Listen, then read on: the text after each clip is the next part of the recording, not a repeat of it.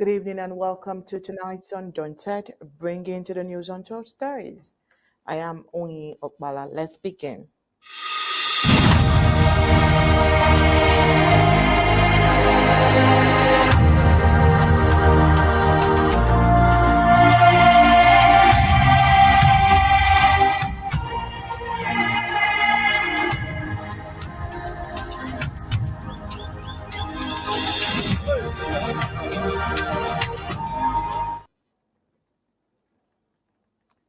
The journey towards liberation is never straightforward, and Ambazonian struggle for self-determination is no exception.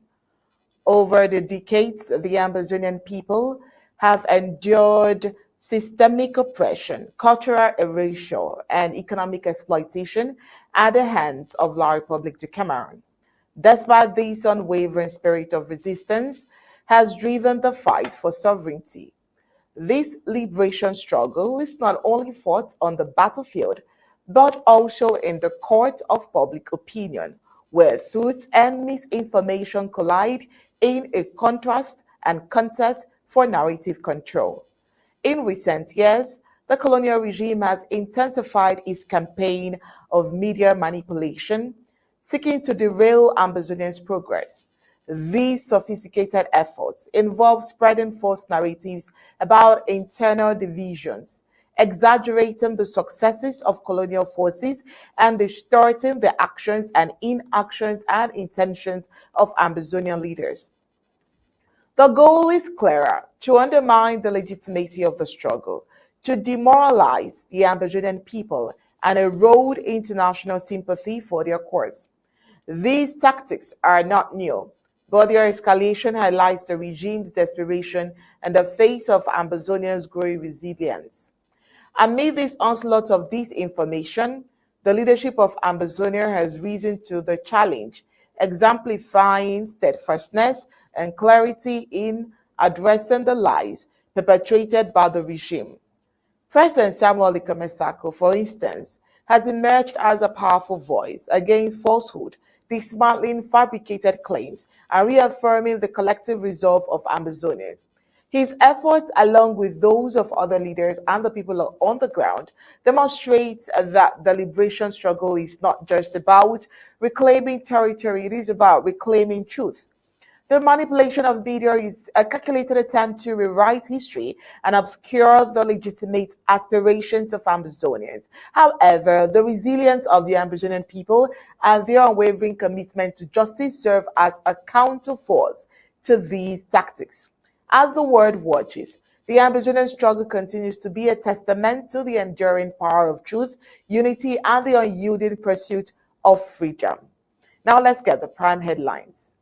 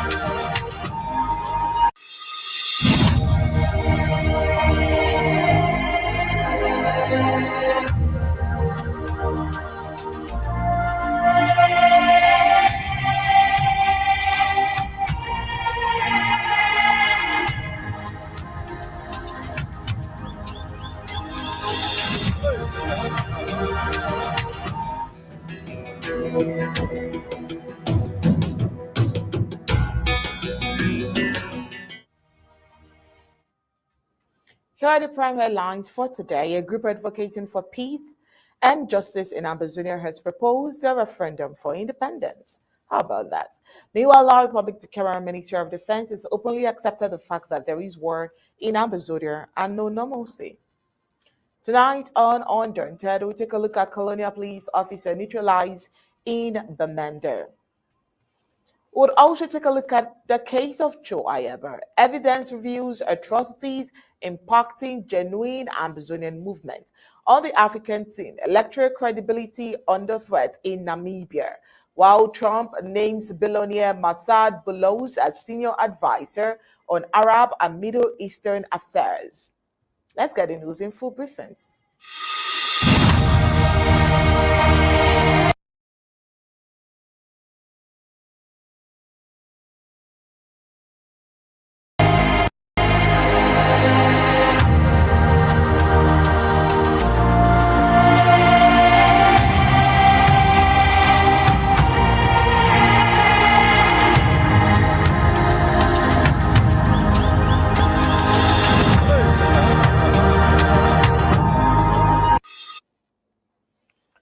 A group advocating for peace and justice in Ambazonia has proposed a referendum for independence. This was made during the 17th session of the United Nations Forum on Minority Issues in Geneva, Switzerland. A group advocating for peace and justice in Ambazonia proposed a referendum for independence. This was made during the 17th session of the United Nations Forum on Minority Issues in Geneva, Switzerland.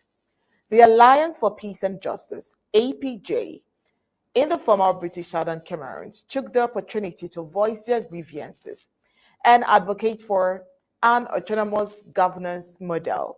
The International Communities Organization, ICO, facilitated this. The ICO fosters peace, reconciliation, and the participation of minority groups in resolving conflicts on a global scale. During the forum, the APJ outlined its vision for a peaceful resolution to the war in Ambazonia.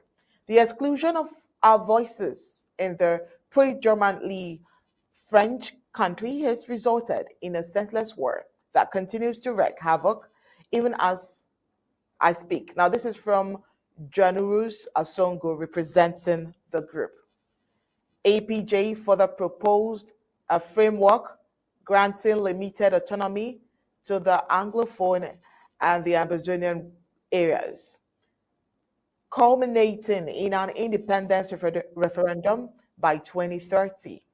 The group emphasized that the UN Forum was a critical platform, providing the opportunity to share the grievances and share the vision for peace. The alliance, however, envisions itself governing region. This is such that the regions or the country of the Cameroons would manage local governance, education, economic development, healthcare, and policing. They called on the United Nations to support their vision for a peaceful and inclusive resolution and respect the identity and rights of the Ambazonian people. The Alliance for Peace and Justice is proposing an autonomy model that would address the grievances, protect former combatants, and provide a framework for a referendum on independence by 2030. Now, this is what the APJ representative stated. The war in Ambazonian, if we recall, began in 2016, initially as a peaceful protest against the perceived marginalization in the public sphere. According to APJ, the colonial government's failure to address these concerns further escalated the situation into an armed conflict now described as the Ambazonian War. The group criticized the colonial government's introduction of a special status for the Anglophone region, in quote, arguing it failed to resolve grievances. Thousands continue to perish, and the measures have done little to address the people's demands, they added. So this war between the Ambazonian State Army and La Republic de Cameroon government forces has devastated Ambazonia. Human rights organizations has even reported that the conflict has internally displaced over 700 people and thousands more have fled to countries as refugees. Infrastructure damage has been severe, with schools and healthcare facilities destroyed, depriving children of education and limiting access to essential services, the population continues to suffer amid ongoing violence and instability. And so this group, the APJ, is appealing to the UN to reflect the need for international support in addressing the long-standing Ambazonian grievances. Their proposed roadmap seeks for foster peace, protect vulnerable population, and offer a path to self-determination by 2030. The Alliance for Peace and Justice is trying to amplify the voices of the Amazonian population through their efforts at the UN Forum on Minority Issues, ensuring their grievances receive the attention they deserve. So while we applaud the APJ for ensuring that their voices are heard and ensuring that they are putting the issues of Amazonians on the global map, we must, however, clarify some issues when it comes to referendum. Before now, the Ambazonian government has objected to any proposed referendum on grounds that it presupposes falsely that Southern Cameroon is part of the Republic of Cameroon, which is known as La République de Cameroon, and is seeking to secede as an independent country. For the records, Ambazonians were granted independence in 1961. It was only the joining that did not take place legally, and the Republic of Cameroon withdrew from the Union project in 1984 when they reverted to their original name before 1961. The former British Southern Cameroon's President Sako further highlighted and has said it times without number that they have never been part of the Republic of Cameroon. So they do not need a referendum to decide if they want to separate from a non-existent union. So this is also a binding referendum will. It will exclude the genuine dialogue that we all need to address the root causes of the issue. And so while we applaud APJ, the stand of Ambazonians is a free governance and not a referendum. But moving on, La République de Cameroon minister has finally accepted and confirmed that Ambazonia is at war and therefore not safe. He added that Ambazonia is plagued with persistent kidnapping, ghost towns, and improvised explosive devices, and as well as security threats. So would they go on to say there is normalcy? Of course, they would not. The threats are definitely high. Security threats on the high. Now, the Colonial Ministry made this revelation during a security and evaluation meeting in Yaoundé, the colonial political capital of La République of Cameroon, recently. Betty Ashomo, the Colonial Minister delegate at the presidency, in charge of defense, chaired the meeting to assess the political, socio-economic, and security challenges in the Cameroons. This outgoing of the security boss and the outing of the security boss, the colonial regime, highlights security threats in the two regions of the Cameroons, Ambazonia, that is experiencing escalating conflict since 2017. These conflicts has a blown war with Ambazonian State Army and the La République de Cameroon Colonial Army resulted in a significant loss of human life and property. The Colonial Ministry stated that kidnappings for ransom are one of the dominating activities on the ground. He failed to acknowledge the fact that the colonial army and proxy militias were responsible for these kidnappings and even more. Well, moving on, we must talk about the misinformation of some persons. President Sako, in his recent address to the Ambazonian people, has been marred by controversy due to deliberate media manipulation. The issue at hand is a classic case of taking words out of context to create a false narrative. While initially, President Sako's speech urged Ambazonians to put an end to internal conflict and instead focus on unity in their shared struggle. However, his words were distorted to imply that he was calling for a unilateral ceasefire by the Ambazonian State Army, despite the ongoing aggression from La République de Cameroon. This manipulation is particularly concerning as it aims to confuse the public, discredit leadership, and sow division within the liberation movement. The Ambazonian leadership crisis has been ongoing since 2016, with multiple factions vying for control, and incidents like these only serve to exacerbate the issue. Let's start with the video first. Yeah. Let us declare a ceasefire on all our forums from today to December 31st. Reach out to your brothers and sisters, encourage them, pray for each other, and reconcile any differences. Readmit those who have been expelled and extend a hand of fellowship to your fellow comrades. Love is stronger than hate. If you are admin in any forum where individuals still post content insulting the president or anyone, you must call them to order or delete their posts and address the issues with them. Otherwise, you are part of the problem.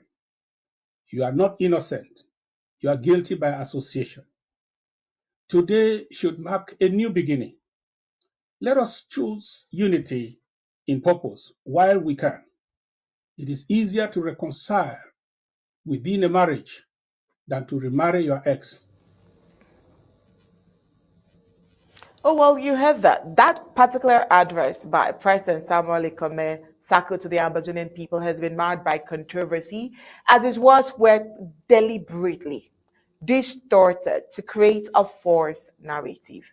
Well, according to sources, President Sako's original message emphasized the need for unity among Ambazonians in shared struggle for independence. However, his words were manipulated to suggest that he was calling for a unilateral ceasefire by the Ambazonian State Army, despite the ongoing aggression by La Republic to Cameroon. This intentional misrepresentation has serious consequences, including eroding trust in leadership, jeopardizing the liberation efforts, and fostering division among Ambazonians. President Sako has consistently reiterated that the fight for Ambazonians' independence remains non-negotiable and that any calls for peace must involve an end to La République du Cameroon's aggression. The Ambazonian struggle for freedom stems from decades of systematic oppression and denial of basic rights under La République du Cameroon's colonial rule. The SA was established as a defensive force to safeguard Ambazonians' community under unilateral ceasefire, inconceivable in the current climate of continued violence by La République du Cameroon. The incident has sparked widespread concern amongst Ambazonians and supporters of the liberation movement who are calling for an end to media manipulation and a renewed focus on the core principles of the Ambazonian struggle. So here, I would give you the full video. Let me call for a ceasefire here. Let us declare a ceasefire on all our forums from today to December 31st. Reach out to your brothers and sisters, encourage them, pray for each other, and reconcile any differences. Readmit those who have been expelled and extend a hand of fellowship to your fellow comrades. Love is stronger than hate. If you are admin in any forum where individuals still post content insulting the president or anyone, you must call them to order or delete their posts and address the issues with them. Otherwise, you are part of the problem. You are not innocent. You are guilty by association. Today should mark a new beginning. Let us choose unity in purpose while we can. It is easier to reconcile within a marriage than to remarry your ex. Just look at how many of those who fired me yesterday are today yearning for collaboration with us. In conclusion, as we press forward, let us choose our words and our actions wisely. Remember that we bear the hopes and dreams of the nation. Together, let us keep pressing the forward gear and not the stop and the reverse gears until our dreams of a sovereign Ambazonia become a reality. Let us strive until we reach Boya, until the souls of our heroes are avenged by the reward of our freedom, until truth and justice prevail, and until Ambazonia is totally and unconditionally free. Viva our Ambazonian state armed forces. Viva the Federal Republic of Ambazonia. And God will surely bless our beautiful country. Thank you. So you've gotten the video, you've gotten the distorted one. So this recent incident involving the intentional misrepresentation of President Sako's words has, of course, sparked widespread concern amongst individuals who are lovers of Ambazonians. The mischaracterization of the president call for unity as a demand for disarm against La Republic to Cameroon has serious consequences, including eroding trust in leadership, jeopardizing their liberation efforts, and, of course, fostering division amongst Ambazonians. President Sako has consistently reiterated that the fight for Ambazonian independence remains non-negotiable, and that's the same reason why we are repeating this, because any call for peace must involve an end to La Republique de Cameroon's aggression. That's what it is. So the Ambazonian struggle for freedom stems from decades of systematic oppression and denial of basic rights under La Republique de Cameroon's rule. Now, experts warn that advocating for Ambazonians to disarm while facing relentless attacks is both illogical and harmful, and this can undermine the self-defense measures that have been crucial to protecting lives and livelihood. This incident has sparked widespread outrage amongst Ambazonians who are calling for an end to media manipulation and renewed focus on the core principles of the Ambazonian struggle. As the situation continues to unfold, one thing is clear: the Ambazonian people will not be swayed by any form of misinformation, misrepresentation, and misunderstanding, and will continue to fight for the right to self-determination.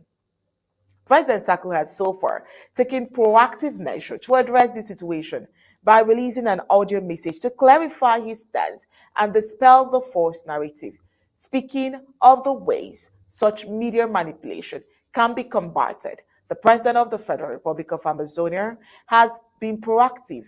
As always, he has addressed the situation, clearing the misconception through a voice message he sent out, where he emphasized that Amazonia, as a victim of aggression, cannot be the one to call for a ceasefire. He clarified that self-defense is not hostility and that Amazonia's defense actions are in response to the ongoing violence perpetrated by La Republic to Cameroon. The president highlighted that a ceasefire, and this case, must originate from La Republic to Cameroon, the aggressor, and that for Amazonia to declare a ceasefire would be tantamount to surrendering. Now, let's hear that from the horse's mouth.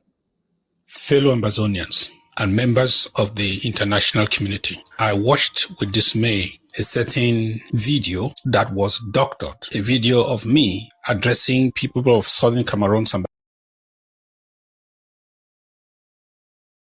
Amazonia, addressing the government of the Southern Cameroons, addressing internal issues. That video had nothing to do, that speech had nothing to do with the declaration of ceasefire. But certain anti-revolutionaries on the internet did a poor job on my speech to make it say something I did not say. These people are bent on doing dirty on this revolution, doing dirty on my name, and for whatever reason, they think they can derail us, distract us, or stop us, or confuse us. These are idle fellows in this revolution. They are not doing anything to push the pin forward. These are possibly intruders. These are people who have infiltrated our revolution, and they are doing everything to sow mayhem and confusion. These are people, these are their jobs. These are what the things they do. These are con artists in our revolution who think they can bring some of us down and stop the revolution. But the wheels of our revolution are turning. No one can stop it. No one can stop the wheels of our revolution. They took my speech just to remind me that they are listening to me. They are listening to us. They are listening to the government of the Southern Cameroons and Ambazonia. But whatever the reason why they took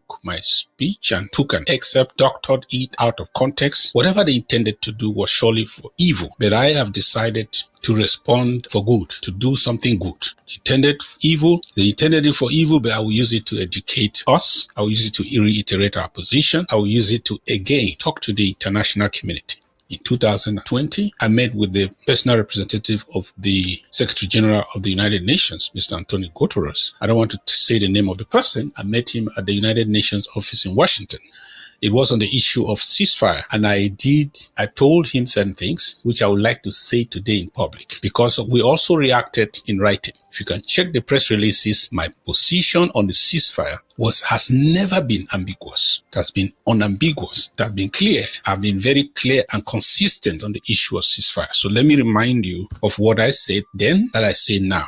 A ceasefire is a cessation of hostility between two warring sides. In the case of two nations, the two nations are involved in hostilities. It is characteristic that this nation is attacking this nation and the other nation is attacking this nation. That is when a bilateral ceasefire makes sense. When Mr. Antonio Guterres called for a ceasefire, I insisted that there cannot be a ceasefire in Ambazonia except a unilateral ceasefire by the Republic of Cameroon. Why? Because a cessation of hostilities, before you get to define the ceasefire, you must tell us which of the parties is the hostile party. In our context, we are in our country, within our territorial boundaries, internationally recognized. A foreign force has invaded our country, has installed itself within our country, and is killing our people, is burning our villages, is raping our children, destroying our properties, causing mayhem, committing genocide in our country. So what does it mean for the victims to declare a ceasefire? Where in the world is it required for a victim to declare ceasefire? It doesn't make sense. The word ceasefire, in other words, does not exist in the vocabulary of the victims of violence. No, it does not exist in the vocabulary of a people who are occupied by a hostile force. People who have been annexed. You cannot be annexed and you are expected to declare ceasefire. No, the forces of occupation are still in our territory. They are butchering our people, and our civilians organize themselves in any way they can to resist the evil that has befallen their people, the communities, to resist these evil forces that are parading our territory and killing us. How dare you ask the victim to declare a ceasefire? What does it mean? Even if I were drunk, I cannot declare a ceasefire. I told the UN then, and I say it today to all to hear, Ambazonia will never declare a ceasefire because we are not the hostile forces. There is no hostility from us against La République du Cameroun. So we cannot declare ceasefire. Self-defense is not defined as hostilities. Let the international lawyers come and tell me. Let the human rights lawyers come and tell me. Self-defense is not defined as hostilities. Hostility is for you to break into somebody's territory, somebody's area, somebody's property, somebody else's life, and you go there with the intention to use violence against it. That's what La République has done to us. The only ceasefire that makes sense in the southern Cameroon, Ambazonia, is a unilateral ceasefire by the invading forces and authorities of La République du Cameroun. And let me remind us, ceasefire, a unilateral ceasefire, will mean La République du Cameroun falling back into their territory behind their borders. If they wake up one day and say they are no more going to kill our people, but they will remain in our territory, it's not a ceasefire. As long as the invader is in your territory, it's a hostile force. If we are resisting them from Kambe to Sako, we are doing the right thing. It is called self-defense. It's not hostility. We are self-defending, and self-defending has nothing to do with ceasefire, because for the victim and the victim population that are organized to self-defend, ceasefire means surrender. Anyone who is trying to impose the idea that we can ceasefire is indirectly telling us we should surrender. And that is outside our vocabulary. We will die fighting. We cannot just be killed because we surrendered. And that's what a ceasefire means. That is why I vehemently condemn those who woke up one day and called themselves some leaders in Ambazonia. And they had done that many times, signing one paper after another, calling that ceasefire. That is nonsense. That is nonsense. Be it known that we will never declare ceasefire, because we are not in La République attacking La République. The Cameroon will never declare ceasefire. And we'll never stop defending ourselves as long as the enemy is in our territory, killing our people, maiming our people, committing genocide, raping our children, burning our villages. We cannot declare ceasefire. Their presence in our country is hostility, and we can only resist hostility. That's the only thing the only day will you ask us, the only thing you can ask is if La République du Cameroun declares a ceasefire by withdrawing from our territory and falling behind their borders, will we have anyone to resist? No. Are we going to resist against anyone? No. Are we going to self-defend against anyone? No. So that's it. So I say this to every one of us who says he's a stakeholder in this revolution. Just parading the word ceasefire is the height of ignorance. Just even parading that word amongst Ambazonians is the height of ignorance. There cannot be any talks or negotiation of a ceasefire. There cannot be any negotiated ceasefire between La République du Cameroun and Ambazonia. A negotiated ceasefire is impossible. Why? Because we are not practicing any hostility against the Republic of Cameroon. Why should we negotiate a ceasefire? They simply withdraw from our territory. That's called a unilateral ceasefire. So how can you even try to use my video to make me say something like, even if I were drunk, even if I were drugged, I cannot declare a ceasefire. I cannot even mention the word ceasefire because in my vocabulary, as far as the people of Amazonia is concerned, the struggle for our restoration, the restoration of our independence, as far as our resistance is concerned, the word ceasefire does not exist with us. Check it in their lexicon. The lexicon of the La République du Cameroun is somewhere there. It's somewhere there. They should declare it, not us. God bless you, and we continue to win together. Oh, well, you've heard that clearly from the host's mouth, and this declaration underscores the significance of maintaining the self-defense measures that have been critical for Ambazonian survival. Well, moving on, tragedy has been plaguing the town of Bamenda, while again a police officer from La République du Cameroun was neutralized and another injured during an attack by Ambazonian fighters. Of course, you know that Ambazonian fighters are there to defend the home front, the special fighters, the special squad. The colonial government has suffered loss of military elements so far. Well, on the 29th of November, one of La République du Cameroun's police officers lost his life and another sustained serious injury in a brutal attack at a checkpoint in Bamenda, the capital of the Savannah Zone in the British Southern Cameroons. The operation took place at the Ntambane Junction, where the police were stationed. Witnesses reported that armed men arrived on motorcycles, launching a sudden and violent attack on their people. One resident recounted the shooting was intense. According to the resident, he says, I was in a taxi when we heard heavy gunshots near Ntambane Junction. I am grateful that none of us were hit by stray bullets. The colonial authorities have yet to release the names of their fallen officers, and the wounded officers has been rushed to the hospital, though details about this condition remain unclear. While no civilian casualties have been reported this time, the incident adds to a growing list of losses that the Biya regime has faced in its attempt to fight the Ambazonian people and the Ambazonian movement. That's not even that. What about Cho Ayaba?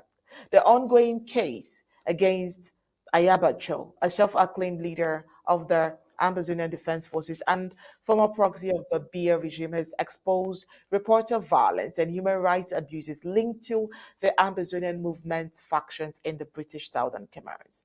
On the 20th of November 2024, the Oslo District Court reviewed evidence presented by the prosecution, including reports from Amnesty International and Human Rights Watch.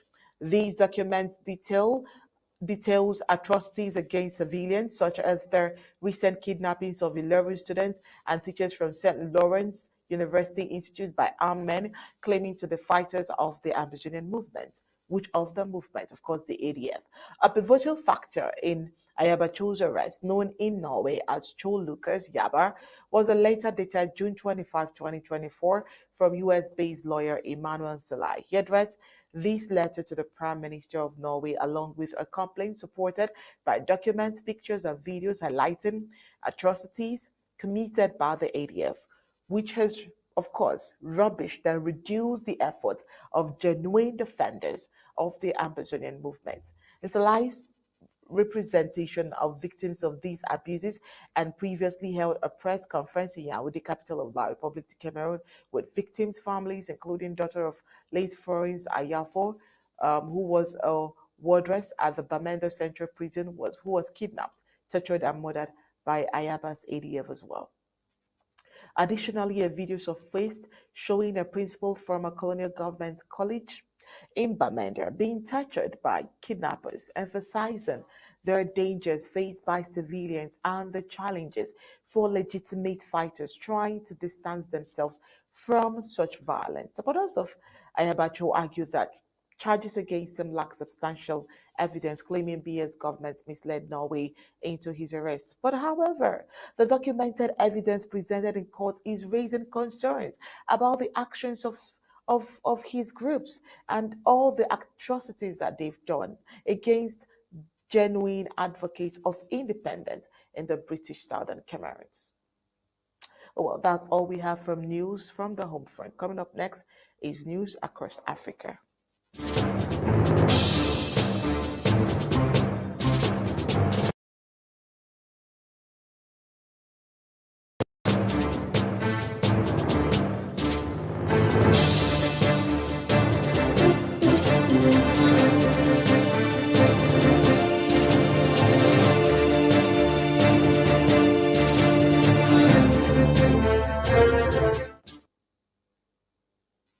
Namibia's opposition candidate, Pandoleni Itwala, of the Independent Patriot for Change, has rejected the ongoing general election, citing delays, logistical failures, and the extension of voting as reasons to question the election's credibility.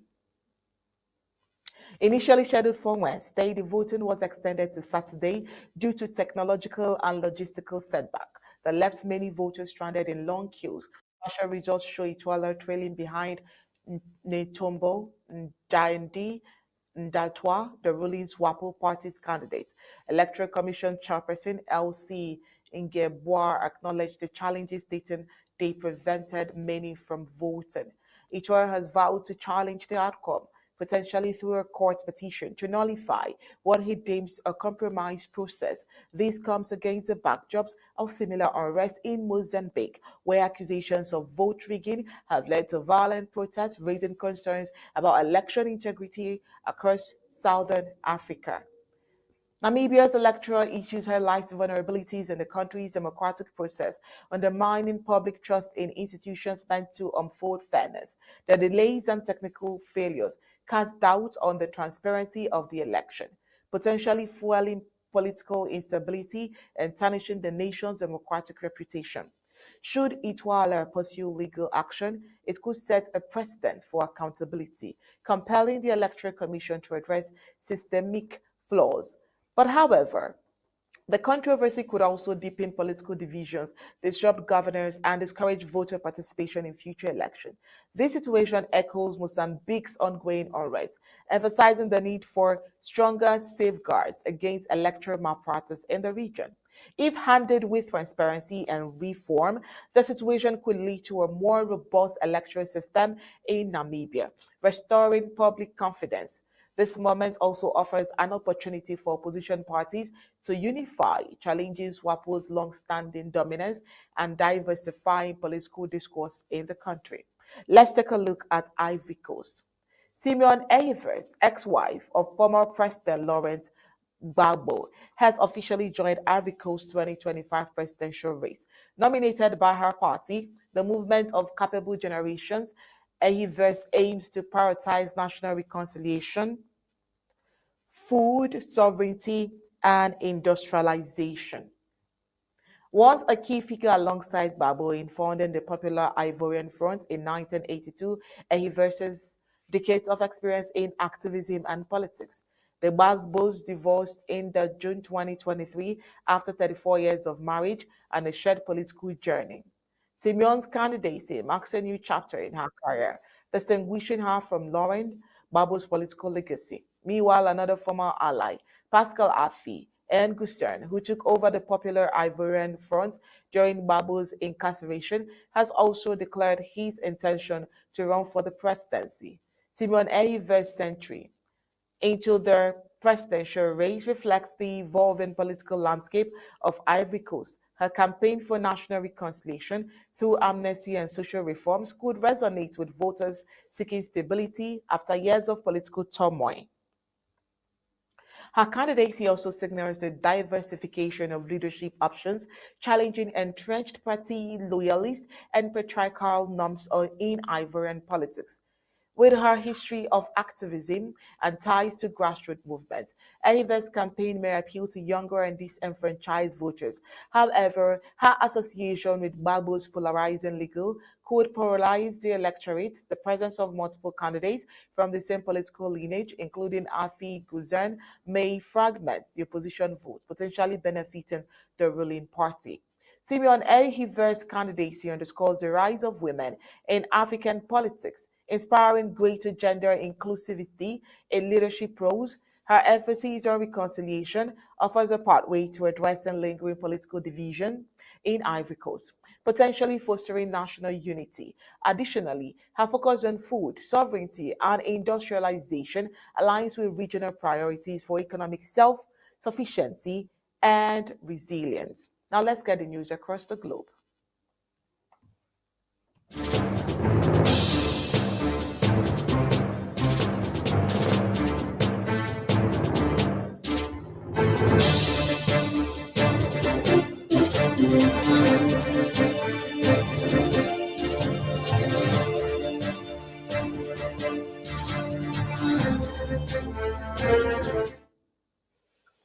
Oh, well, in a move that has raised eyebrows, President-elect Donald Trump has appointed billionaire Masoud Boulos as his senior advisor on Arab and Middle Eastern affairs. Boulos, who is the father-in-law of Trump's daughter, Tiffany, was a key player in Trump's campaign, particularly in Muslim American communities in battleground states. This appointment comes on the heels of another high-profile appointment, while Trump has named real estate um, developer Charles Kushner as the next U.S. ambassador to France. Kushner, who is the father of Jared Kushner, Trump's son-in-law, was pardoned by Trump in 2020 after being convicted on the federal charges in 2005. The appointment has sparked concerns about nepotism and the influence of personal relationships on Trump's decision-making process. Critics argue that these appointments undermine the integrity of their administration and raise concerns and questions about the qualification and expertise of those chosen for key roles. Let's talk about the presidential pardon granted to Hunter Biden. In a surprise move, President Joe Biden has reportedly pardoned his son, Hunter Biden, who was facing sentencing this month for federal tax and gun conviction. Well, according to sources, the pardon effectively eliminates the possibility of Hunter Biden serving prison term, which was a potential outcome. The judges overseeing this case is expected to cancel the sentencing hearing, which were scheduled for December 12th and December 16th. This development marks a significant reversal in the case against Hunter Biden, who had pled guilty to the charges. The pardon has sparked widespread attention and is likely to be the subject of the ongoing discussion and debate. Let's move over to the BRICS and the de-dollarization agenda. Russian President Vladimir Putin showcased a mock-up currency bill at the 16th BRICS summit in Kazan, sparking discussion about a potential BRICS currency. However, the BRICS alliance quickly clarified that the banknote was unofficially and mirrored display presented by Putin. This move is part of Russia's broader de-dollarization agenda aimed at evading sanctions. But here is the thing. Amongst BRICS members, there is little interest in abandoning the US dollars. Currently, like India, Sudan, South Africa, and Brazil are actually taking a step back from this idea. So, who is still on board with the de-dollarization is a question. Many Russia, China, and Iran countries that are increasingly desperate to reduce their reliance on the US dollar. They see BRICS as a way to achieve this goal, but it's unclear how successful they will be. Interestingly, some analysts point out that the shift away from the US dollar is driven by more than just geopolitical economics. Fundamentals such as fluctuations, interest rates, and dollar liquidity also play a significant role. Oh, well, that's all we have for you tonight on Undaunted. After this short break, we'll take the recap.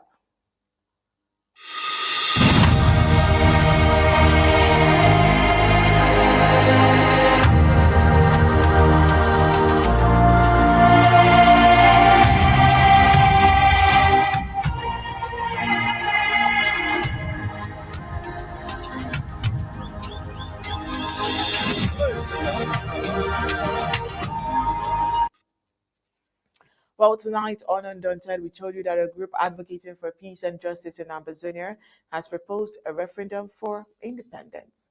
While our Republic, the Cameroon Minister of Defense, has openly accepted the fact that there is war in Ambazonia and there is no normalcy. Colonial police officer neutralized in Bamenda was the story for today. Meanwhile, the case against Ayaba Cho, evidence reviewed atrocities impacting genuine Ambazonian movement, was also considered today. On the African scene, we talked about the electoral credibility under threat in Namibia, while Trump names billionaire Masoud Bolos as senior advisor on Arab and Middle Eastern affairs. That's the news tonight on Undaunted, bringing to you untold stories. On behalf of the technical crew putting this together, it's good night and God bless from me.